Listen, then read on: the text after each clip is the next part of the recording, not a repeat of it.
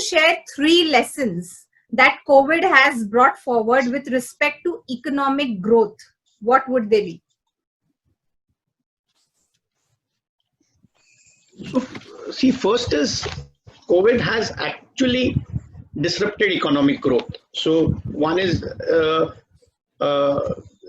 just about a month back, people were saying that the economy would contract about 2%. Now, within 1 month after that, the revisions have all been made by almost all agencies, and they've, including RBI, and they've given about a 5% contraction in GDP for the next year. Now people don't realize that a 5% contraction or a negative GDP, what would be the impact on inflation, one, on the fiscal deficit, on maybe the country's overall ranking, and on a variety of issues like your FX prices. So the impact on everything which is external will be huge. Now we have a lot of positives in case we have to face all of this, because we are a huge importing economy, especially for oil or for gold, which will all be comparatively reduced,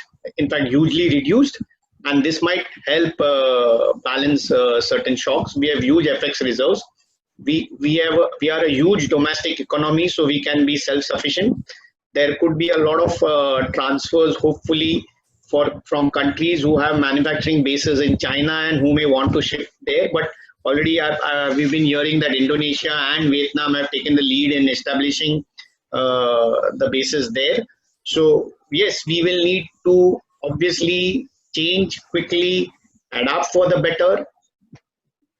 One is frugality will be in. If it's in the short term, I think the psych, it's more everything is when one talks of positivity and all these things, it doesn't have a direct impact on the production, but you can't just be sitting in the house with a negative feeling, because when things get better, a person who has always thought negatively all this time will just not be able to do anything. So here's where the mental condition comes into play. And for any economy to grow, one needs consumption, and you can consume only if you have a mindset where things will be better.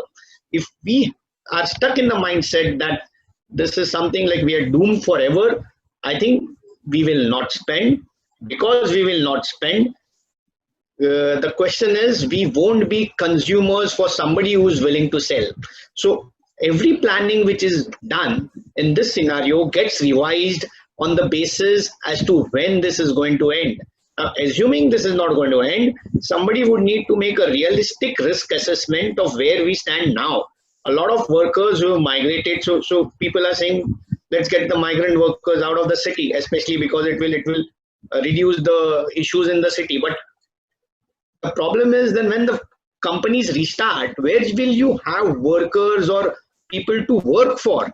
So even if, let's say, there's a revival which is happening, people who have left will not come back in such a hurry. So one is, you will still need skilled labor to execute what orders you would get.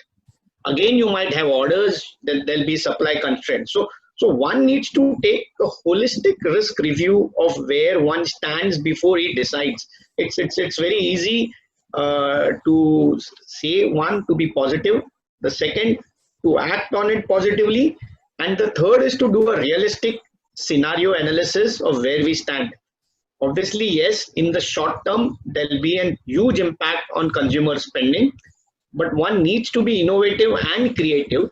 I think something which one needs, I think the definition of needs, luxuries and wants will take a huge beating. But even in this depressed times, one needs to positively find out ways which are unique to him, and he needs to see where exactly is his gap, where exactly he can meet somebody's issues, and he just got to value add. I think some principles, lifelong principles, just don't change.